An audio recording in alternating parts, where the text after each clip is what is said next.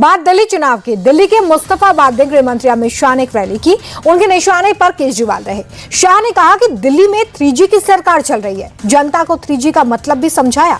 शाह ने कहा कि ये घोटाले वाली, घुसपैठियों को पनाह देने वाली और घपला करने वाली सरकार है। बीजेपी की सरकार बनने के बाद दिल्ली से घुसपैठियों को चुन चुन कर बाहर निकालेंगे। कि दिल्ली में 3G की सरकार चल रही है। 3G का मतलब मालूम है आपको? मैं बताता हूं, ठहर जाओ। पहले G से है घोटाले वाली सरकार, दूसरे G से है घुसपैठियों को पनाह देने वाली सरकार और तीसरे G से है घपले करने वाली सरकार। मुस्तफाबाद वालों, मैं आज कहकर जाता हूं, मेरी बात आप गांठ मार लेना। 8 तारीख को सरकार बदलने वाली है। सारे बांग्लादेशी और रोहिंग्या को हम चुन चुन कर दिल्ली के बाहर निकालने का काम भारतीय जनता पार्टी करेगी। दिल्ली के चुनाव में उत्तराखंड के मुख्यमंत्री पुष्कर सिंह धामी ने भी जनसभा की। सीएम धामी के निशाने पर आप और कांग्रेस दोनों रही। धामी ने कहा कि दिल्ली की जनता फर्जीवाल के बहकावे में नहीं आएगी। केजरीवाल ने पिछले 11 सालों में दिल्ली के विकास को रोक दिया। वहीं लोगों से उन्होंने अपील की और कहा कि कांग्रेस को वोट देकर अपना वोट खराब ना करें। इस बार ये पापी गैंग और इनके सरगना फर्जीवाल ये कितना भी दम लगा ले, मैं आप सबकी उपस्थिति, आप सबका जोश देखकर ये कह सकता हूं कि अब दिल्ली की जनता या द्वारिका की जनता इनके झांसे में नहीं आने वाली है। मैं ठीक कह रहा हूं ना? मैं ठीक कह रहा हूं तो जोर से बोलिए।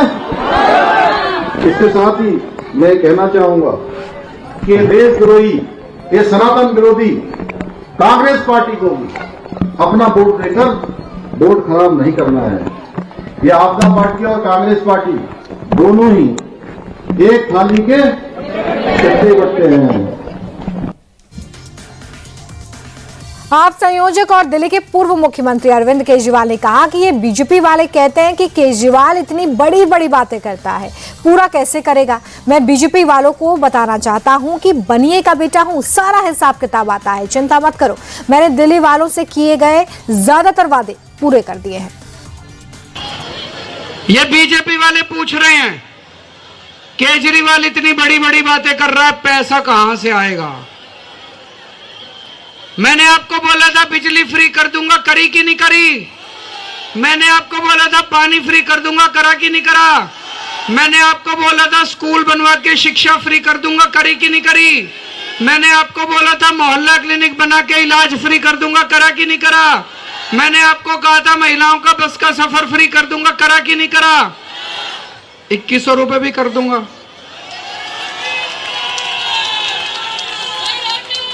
₹2100 भी कर देंगे। मैं बीजेपी वालों को कहना चाहता हूं, बनिए का बेटा हूं, सारा हिसाब किताब आता है, चिंता ना करो। वहीं आप सांसद संजय सिंह ने बीजेपी कार्यकर्ताओं पर अभद्रता करने का आरोप लगाया। संजय सिंह कह रहे हैं कि डोर टू डोर कैंपेन के दौरान कार्यकर्ताओं के साथ मारपीट हुई है। संजय सिंह ने आगे ये भी कहा कि हमें प्रचार करने से रोका जा रहा है। दिल्ली में पुलिस की मौजूदगी में लोकतंत्र का गला घोटा जा रहा है, ये बड़ा आरोप उनकी तरफ से लगाया गया है। भारतीय जनता पार्टी के गुंडे यहां पहुंच के इनके साथ मारपीट किए, इनके साथ अभद्रता की और प्रचार करने से रोका, जबकि इनके पास प्रचार करने की बाकायदा परमिशन थी। मुझे इस डोर टू डोर में शामिल होना था।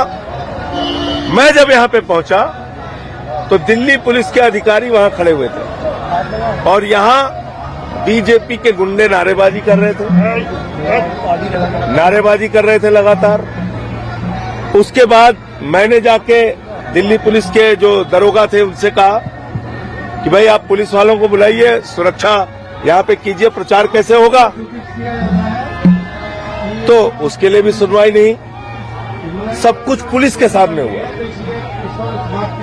सब कुछ पुलिस के सामने हुआ। कानून की धज्जियां उड़ाई जा रही हैं। कांग्रेस सांसद प्रियंका गांधी ने दिल्ली के चुनावी मैदान में हुंकार भरी है। प्रियंका गांधी ने कहा कि केजरीवाल कहते हैं कि मोदी जी काम नहीं करने दे रहे, वहीं मोदी जी हर काम के लिए नेहरू जी को जिम्मेदार बता देते हैं। दोनों ही नेता जिम्मेदारी से भाग रहे हैं। केजरीवाल जी क्या भाषण देते हैं कि मोदी जी की वजह से कोई काम नहीं कर पा रहे हैं। तो मोदी जी को जवाहरलाल नेहरू जी मिल गए, केजरीवाल जी को मोदी जी मिल गए, कोई अपनी जिम्मेदारी नहीं ले रहा है। सच बताऊं मैंने बड़े नेता देखे हैं, बचपन से देखे हैं। इंदिरा जी को देखा, राजीव जी को देखा, शीला जी को देखा, सोनिया जी को देखा, नरसिम्हा राव जी को देखा, चलिए वाजपेयी जी को भी देखा, लेकिन ऐसे नेता नहीं देखे मैंने। इतने कायर नेता कि एक चीज की जिम्मेदारी लेना नहीं जानते।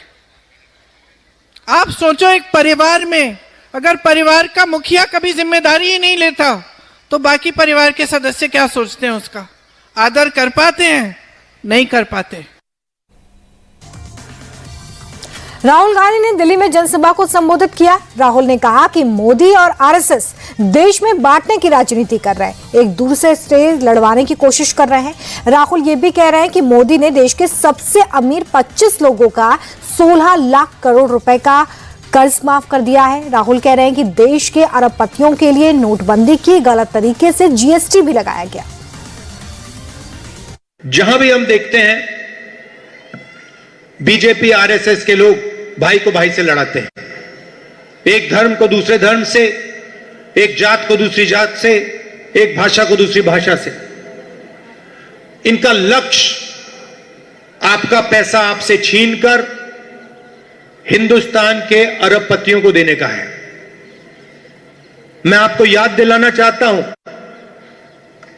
कि नरेंद्र मोदी जी ने हिंदुस्तान के 25 सबसे अमीर लोगों का 16 लाख करोड़ रुपया कर्जा माफ किया है।